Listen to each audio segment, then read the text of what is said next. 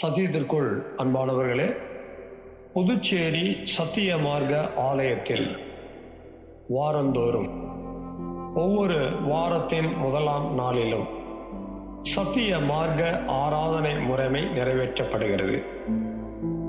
சத்திய மார்க்க ஆராதனை முறைமையில் நிறைவேற்றப்படுகிற 3 சத்தியங்கள் மிக முக்கியமானது. 1, சுத்திகரிப்பின் செய்தி. 2, ஆராய்ச்சியின் செய்தி. 3, சத்திய தேவ செய்தி.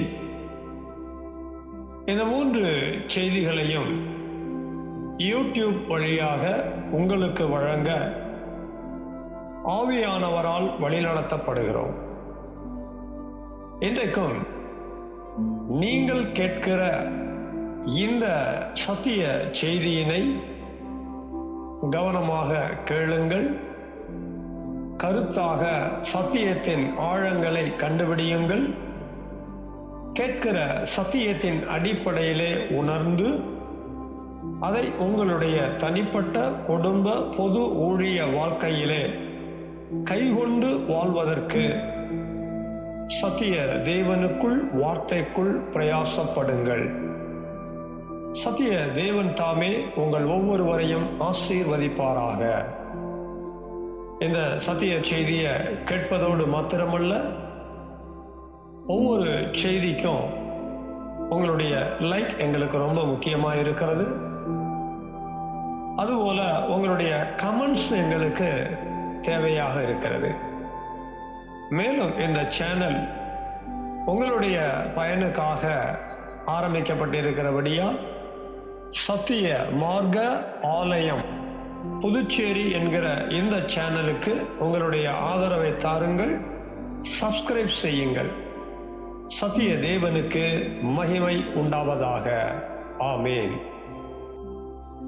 புதுச்சேரி சத்திய மார்க்க ஆலயத்திற்கு ஜூன் மாதத்திலும் 2வது வாரத்தின் முதலாம் நாளிலே கூடி வந்திருக்கிற உங்கள் ஒவ்வொருவரையும் சத்திய பிதா, குமாரன், பரிசுத்த ஆவியானவருடைய தெய்வீக நாமத்தினாலே சத்திய அன்போடு கூட வாழ்த்தி வரவேற்கின்றேன். சத்தியத்திற்குள் அன்பானவர்களே, சத்திய மார்க்க ஆராதனை முறைமை என்பது தேவனுடைய அநாதி திட்டமாக இருக்கின்றது. அவருடைய அநாதி திட்டத்தை அனுசரிக்க இன்றைக்கும் அவருடைய கிருபையினாலே கூடி வந்திருக்கிறோம். இந்த ஆராதனை முறைமை என்பது நாம் அறிந்திருக்கிறபடி 3 பகுதிகள், 7 சத்தியங்கள். இதிலே முதல் பகுதியாக இருக்கக்கூடிய உட்பிரகாரத்தின் வேலைக்குள் நாம் பிரவேசிக்கிறோம். இந்த பகுதியிலே 2 விதமான சத்தியங்கள் இருக்கிறது. இதிலே முதல் சத்தியம் கல்வாரி வெண்கல தொட்டியை அடையாளப்படுத்துகிற சுத்திகரிப்பின் செய்தியாக இருக்கிறது. தேவனுடைய ஊழியனும் தேவ ஜனங்களும் சுத்திகரிப்பு செய்தியை கேட்க வேண்டும். எதற்காக கேட்க வேண்டும்? நம்முடைய ஆவி, ஆத்துமா, சரீரம் என்ன நிலையில் இருக்கிறது என்பதை கண்டறிந்து மனம் திரும்புவதற்கு ஏதுவாக இருக்கும்.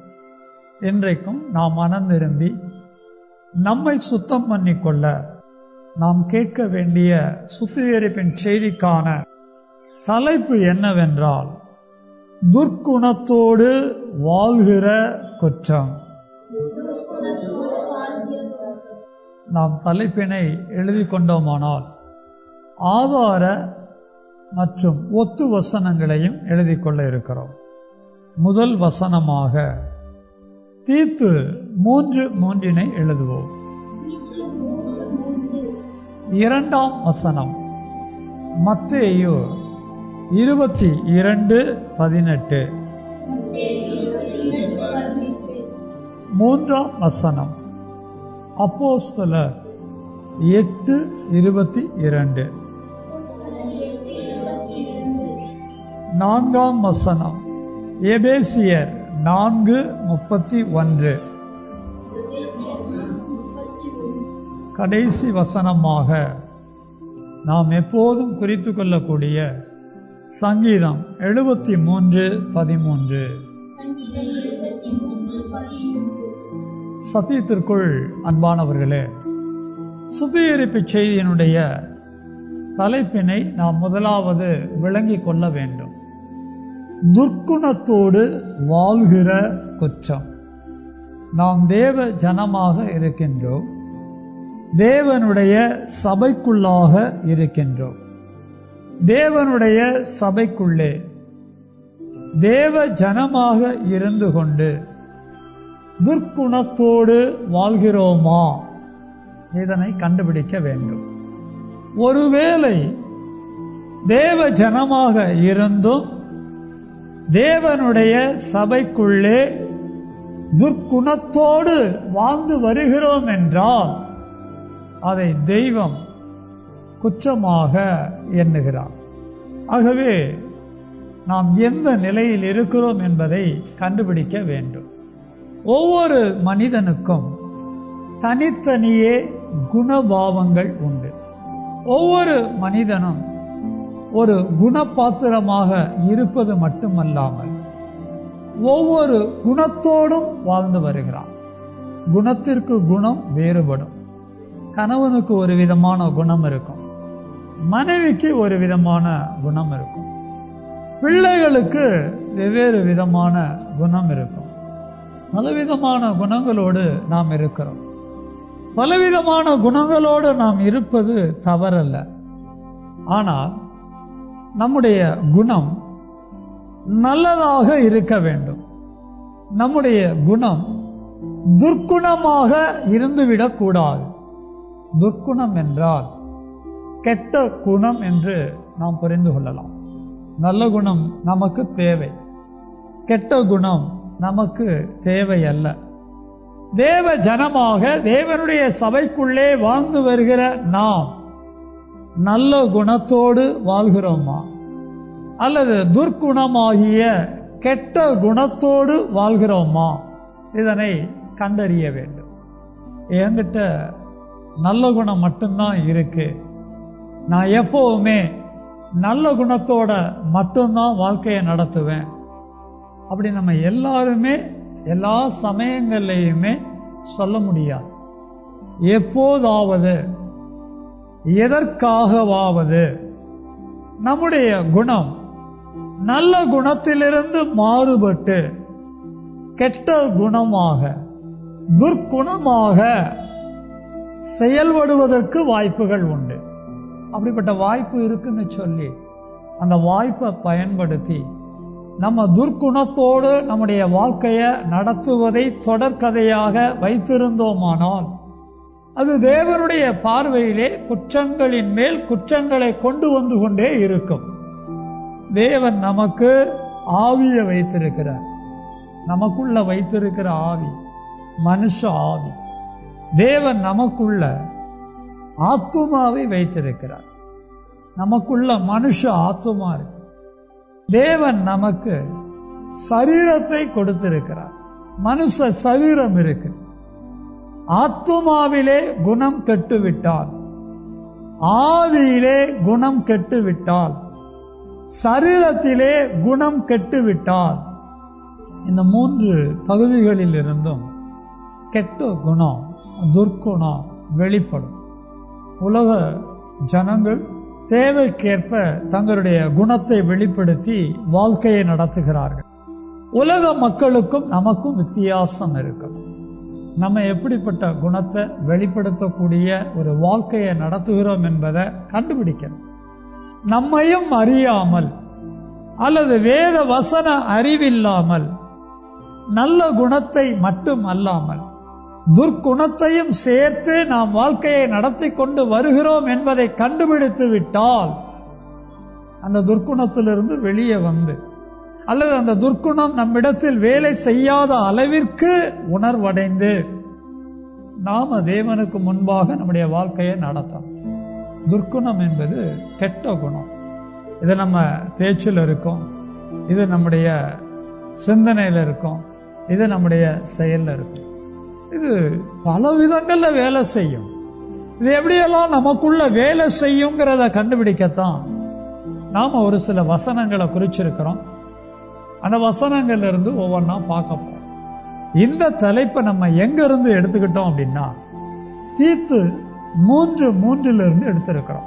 இந்த வசனத்தை வாசிக்கிறேன், கவனிங்க. ஏனெனில் முற்காலத்திலே நாமும் புத்தியினரும் கீழ்ப்படியாதவர்களும் வழி தப்பி நடக்கிறவர்களும் பலவித இச்சைகளுக்கும் இன்பங்களுக்கும் அடிமைப்பட்டவர்களும் துர்க்குணத்தோடும், 3:3 துர்க்குணத்தோடும் முற்காலத்திலே நாம் எப்படிப்பட்டவர்களாக இருந்தோம் என்றால், இங்க முற்காலம் என்பது பண்டைய காலத்தை குறிக்கல. நம்ம தேவனை அறிந்து நம்ம மனம் திரும்பி ரட்சிக்கப்பட்ட நாளுக்கு முந்தின காலங்களை குறிக்கிறது. ரட்சிக்கப்படுவதற்கு முந்தின காலம் நம்முடைய வாழ்க்கை எப்படிப்பட்டதாக இருந்திருக்கும் என்று வேதம் சொல்கிறது என்றால், துர்க்குணத்தோடு இருந்ததாக வேதம் சொல்கிறது. இதுல யாரும் விதி விலக்கல்ல. தேவனுடைய ஊழியனா இருந்தாலும் சரி, தேவ ஜனங்களா இருந்தாலும் சரி, எல்லாருமே ரட்சிக்கப்படுவதற்கு முன்னால துர்க்குணத்தோட தான் இருந்திருக்கிறோம். அதை விளக்கி சொல்வதற்கு வேற நிறைய ரகசியங்கள் இருக்கு. சுருக்கமா புரிஞ்சுக்கணும் அப்படின்னா, சங்கீத புத்தகத்திலே எழுதியிருக்கிறபடி, என் தாய் என்னை பாவத்தில் கற்பந்தரித்தால் நான் துர்க்குணத்தில் உருவானேன். நம்ம பிறக்கும் போதே துர்க்குணத்தோட தான் பிறக்கிறோம். ரட்சிக்கப்படுவதற்கு முன்ன வர துர்க்குணத்தோட தான் நம்முடைய வாழ்க்கையை நடத்தி கொண்டு வருகிறோம். கழுவப்பட்டு ரட்சிக்கப்பட்டு சபைக்குள்ள வந்த பிறகு மறுபடியும் நான் அதே மாதிரி என்னுடைய வாழ்க்கையை நடத்துறேன் அப்படின்னா அது எப்படி? அதனாலதான் தெய்வம் இன்னைக்கு நமக்கு இந்த சத்தியத்தை பேசுகிறார். நான் துர்க்குணத்தோடு வாழ்ந்து வருகிறேனா? முற்காலத்தில் அப்படிதான் இருந்தேன், இக்காலத்திலும் அப்படியே இருக்கிறேனா? இக்காலத்தில் நான் அப்படி வாழ தெய்வம் விரும்பல. சரி, இப்படி நான் வாழக்கூடாதுன்னு தெய்வம் விரும்புறாருன்னா அது என்ன விதங்கள்ல என்னிடத்துல இருக்க வாய்ப்பு உண்டுங்கிறத நான் கண்டுபிடிக்கணும். அடுத்த வசனத்தை நம்ம வாசிக்க இருக்கிறோம். மத்தேயு 22:18 வாசிக்கிறேன், கவனிச்சு கேளுங்க. இயேசு அவர்கள் துர்க்குணத்தை அறிந்து, மாயக்காரரே, நீங்கள் என்னை ஏன் சோதிக்கிறீர்கள்? நீங்கள் என்னை ஏன் சோதிக்கிறீர்கள்? அப்படி ஒரு கேள்விய இயேசு கேட்கிறார். யார அறிஞ்சாரு? யார மாயக்காரர்னு சொல்றாரு? யார என்னை எப்படி சோதிக்கிறீங்கன்னு கேட்கிறாருன்னு முந்தின வசனங்களை கவனிக்கும் போது பரிசேயரை பார்த்து இப்படி சொல்றார். இயேசு ஊழியங்களை செய்யும் போது பல நேரங்கள்ல அவருடைய பேச்ச பரிசேயர் கேட்டுக்கொண்டிருப்பாங்க. அப்படி ஒரு முறை இயேசு பேசிக்கொண்டிருக்கும் போது பரிசேயருடைய எண்ணத்துல என்ன உதிக்குது அப்படின்னா, இயேசு பேசுற பேச்சுல எப்படி ஆகிலும் அவரை குற்றத்துல அகப்படுத்திடணும்னு சொல்லி யோசிக்கிறார். குற்றமில்லாத ஒரு நபரை குற்றத்திற்குள் அகப்படுத்துவதற்கு கெட்ட எண்ணம் யாரிடத்தில் உண்டாயிருக்கிறதோ அந்த நபரிடத்தில், அந்த நபருடைய ஆத்துமாவில் துர்க்குணம் இருக்கு. ரொம்ப கவனமா சத்தியத்தை கேட்டு விளங்கணும். இயேசுகிட்ட எந்த குற்றமும் இல்லை. ஆனா பரிசேயர் இயேசுவினுடைய பேச்சை கேட்கிறாங்க. என்ன நோக்கத்தோட அவருடைய பேச்சை கேட்கிறாங்க அப்படின்னா, எப்படியும் அவரை குற்றத்துல அகப்படுத்திடணும் அப்படின்னு நேரம் பார்த்து காத்து இருக்கிறாங்க. காத்து இருந்து இயேசுகிட்ட வந்து கேள்வி கேட்கிறாங்க. எவ்வளவு விவரமா கேட்கிறாங்க அப்படின்னா, நீர் தேவனுடைய ராஜ்யத்தை சத்தியமாய் பேசுகிறவர்னு சொல்றாங்க. இயேசு தேவனுடைய மார்க்கத்தை குறித்து பேசிக்கிட்டே வர்றாரு. இதை அடிக்கடி பரிசேயர் கவனிச்சிருக்கிறாங்க. அதை எப்படி பேசுகிறார்னு பார்த்தா, சத்தியத்தின் அடிப்படையில பேசுகிறாரு. சத்தியத்தை மையமா வச்சு பேசுறாரு. இயேசு சத்தியத்தை மையமா வச்சு பேசுறாரு. சத்தியத்தை மையமாக வைத்து பேசுகிற இயேசு கிறிஸ்து சத்தியத்தின்படி நடப்பாருன்னு சொல்லி பரிசேயருக்கு அறிவு உண்டாயிருக்க வேண்டாமா? அவர் குற்றமற்றவர் என்கிற அறிவு உண்டாயிருக்க வேண்டாமா? ஆனா இயேசுவ குற்றத்துல அகப்படுத்தணும்னு சொல்லிட்டு ரொம்ப கெட்ட எண்ணத்தோட அவங்க என்ன கேட்கறாங்க அப்படின்னா, ஏதோ சொல்லிட்டு அதை கேட்கறாங்க அப்படின்னா, நீர்தான் எந்த மனுஷனை குறிச்சும் கவலைப்பட மாட்டீரே அப்படின்னு சொல்றாங்க. தேவனுடைய மார்க்கத்தை சத்தியமா பேசக்கூடிய நீ எந்த மனுஷனை குறிச்சும் கவலை இல்லையா உனக்கு அப்படின்னு சொல்லிட்டு ராயனை பத்தி பேச ஆரம்பிக்கிறாங்க. ராயனுக்கு வரி கொடுக்கிறது நியாயமோ அப்படின்னு கேட்கிறாங்க. பரிசேயருக்கு தெரியாதா? ராயனுக்கு வரி கொடுக்கிறது நியாயம்னு பரிசேயர் அறிஞ்சிருந்தாங்களா இல்லையா? அறிஞ்சிருந்தாங்க. அப்புறம் ஏன் இயேசு கிட்ட கேட்கிறாங்க? அவரை குற்றத்துல அகப்படுத்தணுங்கிற கெட்ட எண்ணம். ஒருவேளை உங்களையும் என்னையும் ஏதாவது ஒரு குற்றத்துல அகப்படுத்த மற்றவர்கள் கெட்ட எண்ணங்களோடு வாழலாம். அதுல நம்ம இயேசுவை போல எச்சரிக்கையா இருக்கணும். ஆனா எந்த காரணத்தை கொண்டும்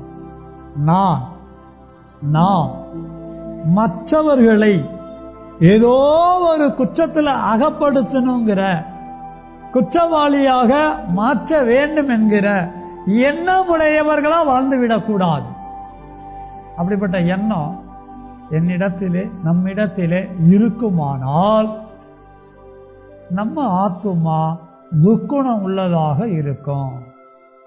நம்ம ஆத்துமா எப்படி இருக்குன்னு அடிக்கடி செக் பண்ணணும். ஏதாவது ஒரு தப்பு பண்ணியிருப்போம், அதை யாராவது கண்டுபிடிச்சிருப்பாங்க. அப்படி கண்டுபிடிச்சிட்டாங்களேன்னு சொல்லி அவங்க எப்படா தப்புல சிக்குவாங்க அல்லது சிக்க வைக்கலாம் அப்படின்னு நம்ம ஒரு எண்ணமாவே இருந்தோம் அப்படின்னா அது துர்க்குணம். அடுத்தவங்களை குற்றம் உள்ளவங்களா பார்க்க கூடாது, அடுத்தவர்களை குற்றம் உள்ளவங்களா எண்ணக்கூடாது, மற்றவர்களை குற்றத்தில் அகப்படுத்தக்கூடிய சிந்தை நமக்கு வரக்கூடாது. அவங்க குற்றத்தில் இருக்கிறாங்க இல்ல, அது நமக்கு பிரச்சனை இல்லை. அவங்க குற்றத்தில் இருந்தாலும் அவங்கள குற்றத்திலிருந்து வெளியே கொண்டு வரக்கூடிய நல்ல எண்ணம் தான் இருக்கணும். ஒருத்தர் குற்றம் பண்றாங்க அப்படிங்கிறதுக்காக அவங்கள குற்றவாளியா பார்க்கக்கூடிய எண்ணம் நமக்கு இருக்கக்கூடாது. அவர்கள் செய்த குற்றத்திலிருந்து அவர்களை வெளியே கொண்டு வருகிற அளவிற்கு நம்முடைய இருதயத்தின் எண்ணம் நல்லதா இருக்கணுமே ஒழிய, குற்றமே இல்லாம நல்லதை செய்து கொண்டு வரக்கூடிய ஒரு நபரை கெட்டதை செய்யக்கூடிய அளவிற்கு அந்த குற்றத்துல அவர்களை அகப்படுத்தக்கூடியவர்களா மாற்றணுங்கிற ஒரு கெட்ட எண்ணம் நமக்கு வருதா, அப்ப நம்ம துர்க்குணத்துல இருக்கிறோம்னு அர்த்தம். ரொம்ப கேர்ஃபுல்லா வாழ்க்கையை நடத்தணும். நம்ம எண்ணம் எப்பவுமே எப்படி ஓடிட்டு இருக்கு அப்படிங்கிறத கண்டுபிடிக்கணும். நம்முடைய சிந்தனை எப்பவுமே எப்படி இருக்கு அப்படிங்கிறத கண்டுபிடிக்கணும். நம்முடைய யோசனை எப்பவுமே எப்படி இருக்கு அப்படிங்கிறத கண்டுபிடிக்கணும். அடுத்தவங்களை குற்றம் உள்ளவங்களாவே பார்க்கிற மாதிரி, அடுத்தவர்களை குற்றத்தில் அகப்படுத்த வேண்டுங்கிற எண்ணம் உள்ளவர்களாவே இருக்கிற மாதிரி நம்ம நம்முடைய வாழ்க்கையை நடத்திடக்கூடாது. வேற சொல்லிக்கிறது, ஏதோ நான் ஒரு சின்ன தப்பு பண்ணிட்டானா அவங்களுக்கு தெரிஞ்சு போச்சான்.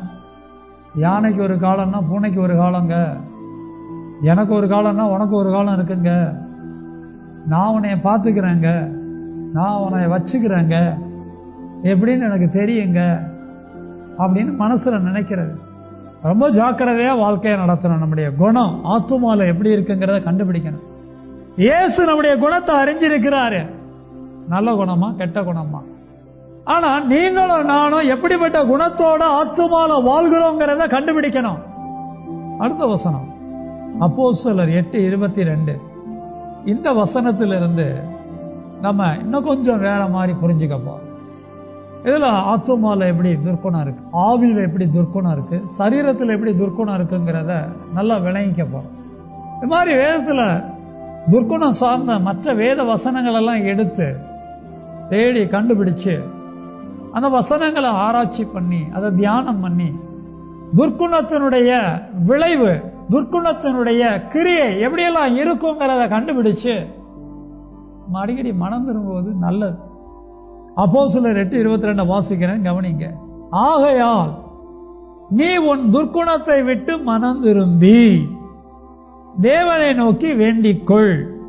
ஒருவேளை உன் இருதயத்தின் எண்ணம் உனக்கு மன்னிக்கப்படலாம். இந்த வசனத்துல 3 வார்த்தைகள் கவனிக்கப்பட வேண்டிய வார்த்தைகள். மாயக்காரன் என்கிற சீமோன் ஒருவன் இருந்தான். பேதுருவும் சீமோன், பட் இங்க மாயக்காரன் ஒரு சீமோன் இருந்திருக்கான். அவன் துர்க்குணத்தோட இருந்திருக்கிறான். அது என்னங்கிறத அடுத்து பார்க்க இருக்கிறோம். அவனுடைய துர்க்குணத்தை பேதுரு கண்டுபிடிச்சிட்டார். அப்படி கண்டுபிடிச்சிட்டு என்ன சொல்றாரு அப்படின்னா, மனம் திரும்புங்கிறார். அடுத்தபடியா என்ன சொல்றாரு அப்படின்னா, வேண்டிக்கொள்னு சொல்றாரு. அடுத்தபடியா சொல்றாரு, ஒருவேளை உன் இருதயத்தின் எண்ணம் மன்னிக்கப்படலாங்கிறார். சில துர்க்குணத்துக்கு மன்னிப்பு தெய்வம் கொடுத்தாதான் உண்டு. அப்படிப்பட்ட பயங்கரமான துர்க்குணம் எல்லாம் மனிதனிடத்துல இருக்கு. தேவ மனிதனிடத்திலே, தேவ ஜனங்களிடத்திலே அப்படிப்பட்ட துர்க்குணம் இருக்குதாங்கிறத கண்டுபிடிச்சு எச்சரிக்கையா வாழணும். இந்த மாயக்காரனாகிய சீமோன், அவன் ரட்சிக்கப்படுறான், அவன் தெய்வத்தை ஏற்றுக்கொள்றான். ஆனா தெய்வத்தை ஏற்றுக்கொண்ட பிறகு அவன் என்ன குணத்தோட இருக்கிறோங்கிறத கண்டுபிடிச்சு வாழ்க்கையை நடத்தல. அவனுக்குள்ள துர்க்குணம் இருந்திருக்கு, அந்த துர்க்குணத்தோட வாழ்க்கையை நடத்துறான். அந்த துர்க்குணத்தை தெய்வம் மன்னிச்சாதான் உண்டுங்கிற அளவிற்கு அங்க சொல்றான். அது என்ன துர்க்குணம்? ஊழியக்காரர்கள் தேவனுடைய வரங்களை ஊழியங்களிலே பயன்படுத்துகிறார்கள். பேதுரு, அப்போஸ்தலர்கள் இவர்கள் எல்லாம் தேவனுடைய வரங்களை பெற்றுக்கொண்டு ஊழியங்களை செய்யும் போது ரட்சிக்கப்பட்ட மாய வித்தைக்காரனாகிய அந்த சீமோன் என்பவன் பார்க்கறான். பார்த்துட்டு என்ன பண்றான் அப்படின்னா, கொஞ்சம் பணத்தை எடுத்துட்டு வர்றான். பணத்தை எடுத்துட்டு வர்றது கிரியை. என்ன கிரியைக்காக வருகிறான் அப்படின்னா, பணத்தினால வரத்தை வாங்கலாங்கிற அந்த எண்ணத்தோட வர்றான். வந்துட்டு என்ன பண்றான் அப்படின்னா, ஊழியக்காரர்கிட்ட கொண்டு வந்து பணத்தை கொடுத்து, இந்த பணத்துக்கு வரத்தை எனக்கு தா அப்படின்னு சொல்லி கேட்கறான். இதெல்லாம் முன்ன வசனங்கள் இருக்கு, நீங்க பொறுமையா அப்புறமே படிச்சு பாருங்க. இப்ப இங்க சத்தியத்தை கவனிச்சு கேளுங்க. பணத்தினால வரத்தை பெறலாங்கிற அந்த எண்ணம் துர்க்குணம். பணத்தை கொண்டு வந்தது துர்க்குணம். பணத்தை கொடுத்து வரத்தை வேணும்னு கேட்டது துர்க்குணம். தேவன் தேவ மனுஷர்களுக்கு, தேவன் தேவ ஜனங்களுக்கு பணத்தை வாங்கிட்டு எங்கேயுமே வரத்தை அருளுகிறது இல்லை. அவருக்கு சித்தமானவர்களுக்கு வரத்தை பகிர்ந்து கொடுக்கிறார்னு எழுதி இருக்கு. தேவனுக்கு சித்தமா, தேவ ஆவியானவருக்கு சித்தமாங்கிறதெல்லாம் கண்டுபிடிக்காம, அவருக்கு சித்தமானாலும் எனக்கு வரத்தை அருளுன்னு கேட்காம, பணத்தினால் அதை பெறலான்னு நினைச்சது எவ்வளவு பெரிய துர்க்குணம். அதை கேட்டது எவ்வளவு பெரிய துர்க்குணம். அதுக்காக பணத்தை கொண்டு வந்தது எவ்வளவு பெரிய துர்க்குணம். இன்னைக்கும் தேவ ஜனங்கள் காணிக்க, தசமபாவம், பொருத்தனை, இப்படி பணங்களை வச்சு தேவனுடைய காரியங்களை எல்லாவற்றையுமே பெற்றுக்கொள்ளலான்னு நினைக்கிறோம் அப்படின்னா, சாதிக்கலான்னு நினைக்கிறோம் அப்படின்னா, அது எண்ணங்கள்ல, வார்த்தைகள்ல, கிரியைகள்ல துர்க்குணமா அமைஞ்சிடும். தேவன் எதை கொடுக்கிறார், தேவன் எதற்கு கொடுக்கிறார், தேவன் அவற்றை எப்படி கொடுக்கிறார் என்பதை சத்திய வசனத்தின் அடிப்படையிலே அறிந்து உணர்ந்து தேவனுக்கு முன்பாக வாழ்க்கையை நடத்தணும். பணம் இருக்குன்னு சொல்லி எல்லாத்தையும் சாதிச்சிடலாம்னு நினைக்க கூடாது. உலகத்துல பணக்காரங்க என்ன பண்றாங்க, பணத்தை வச்சு எதையுமே சாதிச்சிடலாம், எதை வேணாலும் வாங்கிடலாம் நினைக்கிறாங்க. மனம் திரும்பி ரட்சிக்கப்பட்டு சபைக்குள்ள வந்த பிறகும் பணத்தை வச்சு எதையும் சாதிக்கலான்னு நினைக்கிறோம் அப்படின்னா அது துர்க்குணம். எப்படிப்பட்ட துர்க்குணம் நமக்கு இருக்கிறதா கண்டுபிடிக்கணும். கண்டுபிடிச்சு மனம் திரும்பணும். ஆத்துமால எண்ணங்கள்ல துர்க்குணம் இருந்துச்சுன்னா ஆவியில பேச்சில அது வெளிப்படும். ஆவியில பேச்சில அது வெளிப்பட்டது அப்படின்னா சரீரத்துல கிரியைகள்ல அது காணப்படும். கெட்ட குணப்பாத்திரமா வாழ்க்கையை நடத்துற மாதிரி வந்துடும். பாருங்க, மாயக்காரனாகிய சீமோன் ரட்சிக்கப்பட்டோம் துர்க்குணத்தோட இருந்திருக்கிறான். அதுவும் ஜெபம் பண்ணுனா கூட தெய்வம் பார்த்து மன்னிச்சாதான். மன்னிக்க முடியாத துர்க்குணங்கள் கூட இருக்குது. நம்ம எப்படியெல்லாம் துர்க்குணத்தோட வாழ்ந்து கொண்டு இருக்கிறோங்கிறத கண்டுபிடிக்கணும். அது பெரிய லிஸ்ட் இருக்கு. இப்ப அடுத்த வசனத்தின் மூலமா நாம துர்க்குணம் இல்லாம வாழணும் அப்படின்னா முடிவுல மனம் திரும்ப போறோம். நம்முடைய வாழ்க்கைய துர்க்குணம் இல்லாம நடத்தணும்னா அடுத்த வசனம் நமக்கு விளங்கணும். எபேசியர் 4:31, சகல விதமான கசப்பும் கோபமும் மூர்க்கமும் கூக்குரலும் தூஷணமும் மற்ற எந்த துர்க்குணமும் உங்களை விட்டு நீங்க கடவது. எபேசு சபையில் இருக்கிற தேவ ஜனங்களுடைய வாழ்க்கையில பலவிதமான துர்க்குணங்கள் இருந்திருக்கு. மற்ற எந்த துர்க்குணமும் மேல ஒரு லிஸ்ட கொடுக்கிறாரு. சகலவிதமான கசப்புங்கிறாரு, சகலவிதமான கோபங்கிறாரு, சகலவிதமான மூர்க்கங்கிறாரு, சகலவிதமான கூக்குரல்ங்கிறாரு, சகலவிதமான தூஷணங்கிறாரு. இதெல்லாம் துர்க்குணம் தான். நமக்கு மற்றவங்க மேல கசப்பு வந்ததே இல்லையா? 1-2 கசப்பா நம்ம கிட்ட வருது. இவ்வளவு கசப்ப இருதயத்துல வச்சிருக்கிறோம், அது துர்க்குணம் இல்லையா? எவ்வளவு மூர்க்கம் நம்ம கிட்ட இருக்குது. 10 அடி தூரத்துல ஒரு நபர் ஏதாவது ஒண்ணு செய்யும் போது அது நமக்கு பிடிக்கலன்னா இங்க இருக்கிற நமக்கு அந்த மூர்க்கம் தோன்றும். எங்கேயோ இருப்பாங்க, 1000 கிலோமீட்டர் அந்த பக்கம் இருப்பாங்க. நம்மளை பத்தி யார்கிட்டயோ போன்ல பேசுறத கேட்டோம், அது நமக்கு பிடிக்கல, உடனே மூர்க்கம் வேலை செய்யும். அது மட்டும் இல்லைங்க, கோபம். மற்றவங்க மேல நமக்கு எத்தனையோ விதங்கள்ல கோபம் வரும். எனக்கெல்லாம் கோபமே வராது, இது யாரும் சொல்ல முடியாது. எனக்கு பிடிக்கலன்னா ஒருத்தர் மேல கோபம் வரும். என்கிட்ட யாராவது தப்பு பண்றாங்கன்னா எனக்கு கோபம் வரும். எப்படி எப்படியோ கோபம் வருங்க. ஆனா அதெல்லாம் வச்சுக்கிட்டு இருக்க கூடாது. கூக்குரல் வாயில வச்சுக்கிட்டு இருக்க கூடாது. தூஷணம் வாயில வச்சுக்கிட்டு இருக்க கூடாது. ஏதோ ஒரு நேரம் வந்துருச்சு, அந்த மாதிரிலாம் நம்ம பேசக்கூடாது. இந்த மாதிரி மற்ற எந்த துர்க்குணமும் என்னென்னலாம் என்கிட்ட இருக்குங்கிறத நான் தான் கண்டுபிடிக்கணும். எப்படி கண்டுபிடிக்கணும்? எல்லாம் வேத கண்ணாடியில அடிக்கடி பார்க்கணும். என் முகத்தை பார்க்கணும், என் கேரக்டர் என்னங்கிறத பார்த்துக்கிட்டே வரணும். இங்க யாரும் நல்ல குணத்தோட முழுசா வாழ்றோம்னு சொல்ல முடியாது. அது நானா இருந்தாலும் சரி, நாம இருந்தாலும் சரி. ஆனால் தேவன் நம்மை துர்க்குணத்தோடு வாழ விரும்பவில்லை. என்னென்ன துர்க்குணம் உங்ககிட்ட இருக்குதோ அதெல்லாம் கண்டுபிடி. ஆத்மால, ஆவில, சரீரத்துல எல்லாத்தையும் விட்டு நீக்கு. ஏற்கனவே இருந்ததெல்லாம் மனம் திரும்பு. அப்புறம் இதெல்லாம் இருக்குன்னு கண்டுபிடிச்சிட்டில்ல, அதெல்லாம் விடு. மறுபடியும் அது உங்ககிட்ட வராத அளவுக்கு உன்னை விட்டு அதை நீக்கு. கசப்பை நீக்கு, கோபத்தை நீக்கு, மூர்க்கத்தை நீக்கு, கூக்குரலை நீக்கு, தூஷணத்தை நீக்கு, மற்ற எந்த துர்க்குணத்தையும் நீக்கு. இதெல்லாம் நீக்கிறோமா? அதெல்லாம் பத்திரமா டப்பாக்குள்ள போட்டு அடைச்சு வச்ச மாதிரி மனசுக்குள்ளேயே வச்சிடறோம். அப்படின்னா அப்புறம் நம்ம என்ன மாதிரி வாழ்க்கையை நடத்துவோம்? துர்க்குண வாழ்க்கையை தான் நடத்துவோம். முற்காலத்தில் அப்படி இருந்தோங்க, இக்காலத்தில் அப்படி இருக்கலாமா? அப்படி இருக்க வேண்டியது இல்லையே. சங்கீதக்காரன் சொல்றான் பாருங்க, விருதாவாகவே. சங்கீதம் 73:13 ஒவ்வொரு வாரமும் நம்ம வாசிக்கிறோம். என் இருதயத்தை சுத்தம் பண்ணி குற்றம் இல்லாமையிலே என் கைகளை கழுவினேன். சும்மா இல்லைங்க, அவங்கிட்ட குற்றம் இருந்துச்சு, இருதயத்தில் இருந்துச்சு, அவன் ஆவியில் இருந்துச்சு, அவன் கைகள் இருந்துச்சு. அதெல்லாம் கண்டுபிடிச்சான்.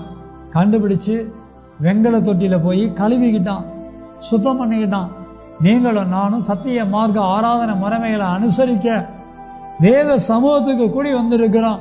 நம்ம ஆவியில, ஆத்துமால, சரீரத்துல என்ன மாதிரியான துர்க்குணம் இருக்குன்னு கண்டுபிடிச்சு மனம் திரும்ப எல்லாரும் கல்வாரி வெண்கல தொட்டி எண்டையிலே எழும்பி நிற்கலாமா?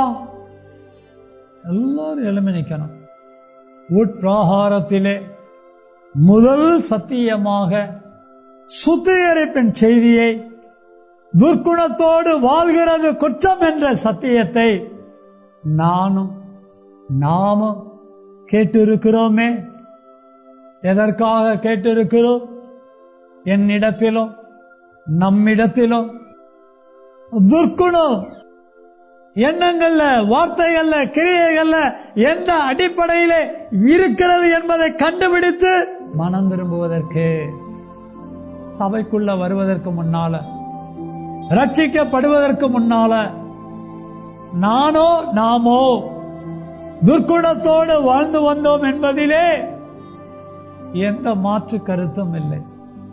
ஆனால் ரட்சிக்கப்பட்டு சபைக்குள்ள வந்த பிறகு இன்னைக்கும் துர்க்குணத்தோட தான் நம்ம வாழ்ந்துகிட்டு இருக்கிறோமா? இதை கண்டுபிடிக்க வேண்டாமா? எப்படி இதை நான் கண்டுபிடிக்கணும்? 2 விதமான வசனங்கள் இதை எனக்கு வெளிப்படுத்துச்ச. பரிசேயர் எப்படி துர்க்குணத்தோட இருந்தாங்கிறத இயேசு அறிஞ்சாரு.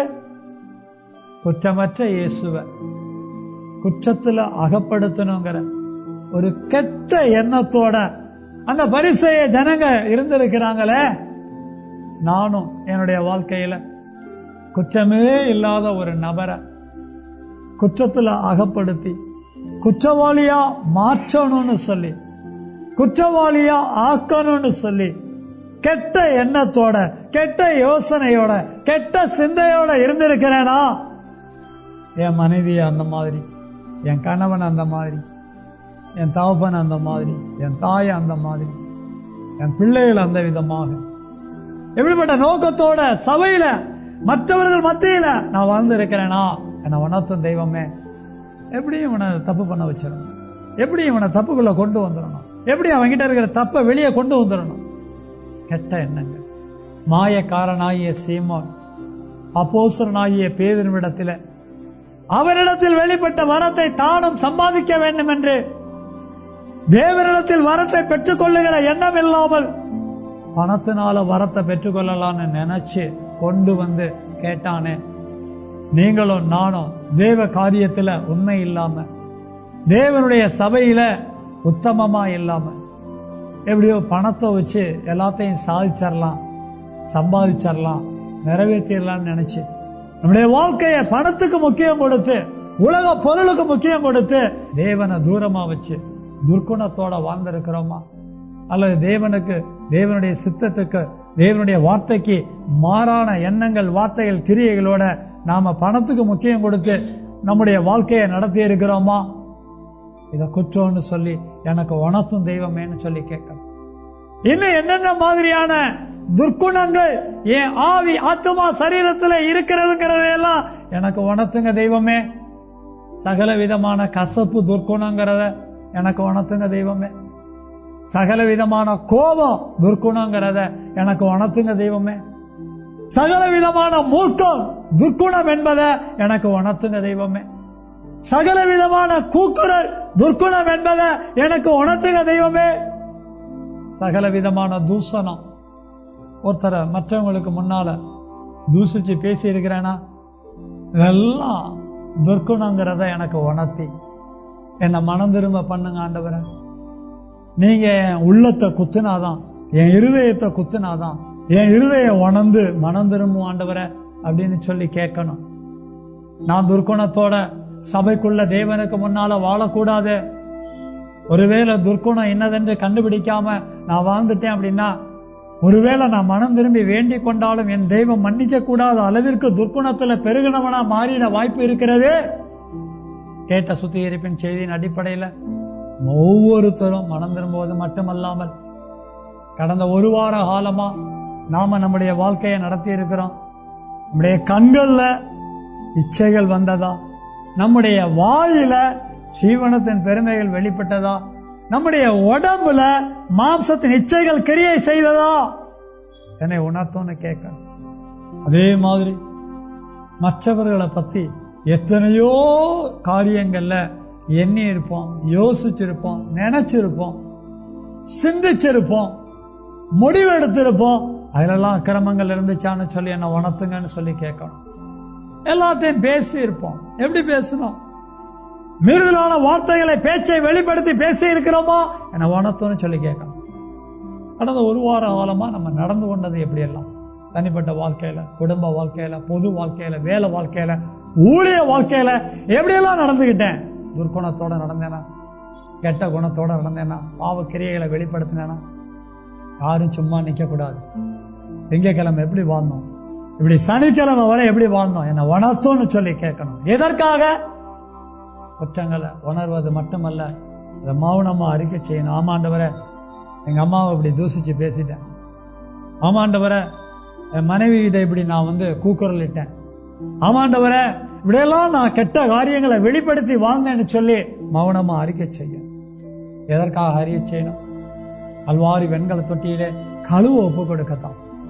இருதயத்துல உணர்ந்து அறிக்கை செய்வோமா? உங்களோடு கூட நானும்.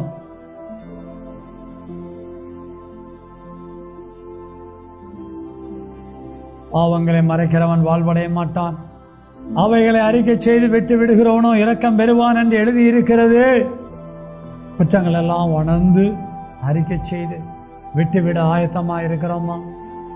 கல்வாரி சிலுவையிலே நம்முடைய குற்றங்களை எல்லாம் ஏற்று நமக்காக ஜீவனை கொடுத்த இயேசு கிறிஸ்துவின் நாமத்தினால மன்னிப்பு பெற்று உடைய ஜீவனால கழுவப்பட ஒப்பு கொடுக்கலாமா? ஒப்பு கொடுக்கிற ஒவ்வொருவருக்காகவும் செபிக்க இருக்கிறேன்.